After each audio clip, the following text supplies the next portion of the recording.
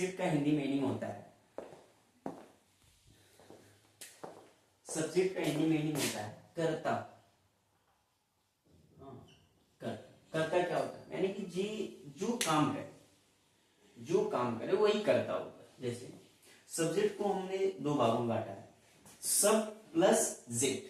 सब का English meaning होता है समबॉडी, समबॉडी का हिंदी मीनिंग होता है कोई व्यक्ति। जेट मीन्स होता है इंग्लिश मीनिंग डू, डू का हिंदी मीनिंग होता है करना, यानी कि कोई व्यक्ति काम कर रहा है तो वह सब्जेक्ट हुआ। कोई भी व्यक्ति अगर काम कर रहा है तो वह सब्जेक्ट हुआ।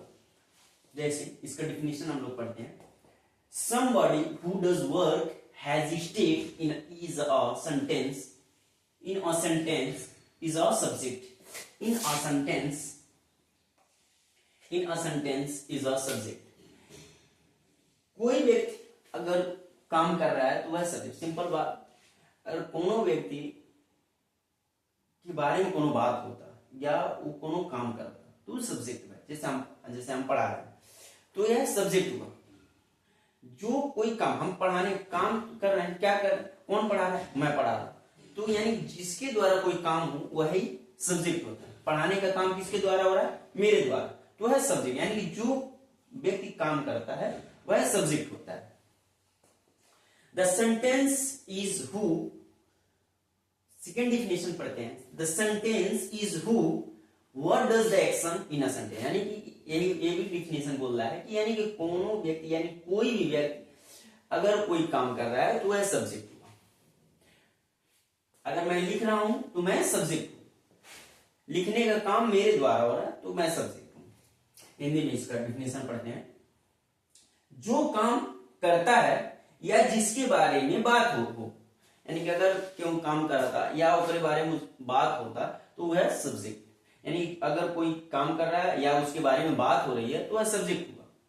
जैसे हम यहाँ पर हैं, हमारे बारे में कोई बात कर रहा है कि अब जल सही पढ़ाता है या नहीं पढ़ाता है, जिसका भी नाम कोई भी, जैसे मान लो कोई सही पढ़ा रहा है या नहीं पढ़ा रहा है, उसके बारे में अगर बात हो रही है तो वह सब्जेक्ट हुआ।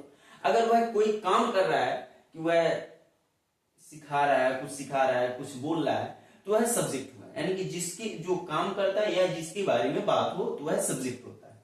जैसे एग्जाम्पल में, राम इट्स एन एप्पल, खाने का काम कौन कर रहा है, सब्जेक्ट में हम कौन का जब क्वेश्चन करते हैं तो हमें सब्जेक्ट मिलता है। खाने का काम, एप्पल खाने का काम कौन कर रहा है, राम। राम क्या हुआ, राम, राम क्या हुआ, राम इसमें क्या है, राम इसमें क्या है, सब्जेक्ट है।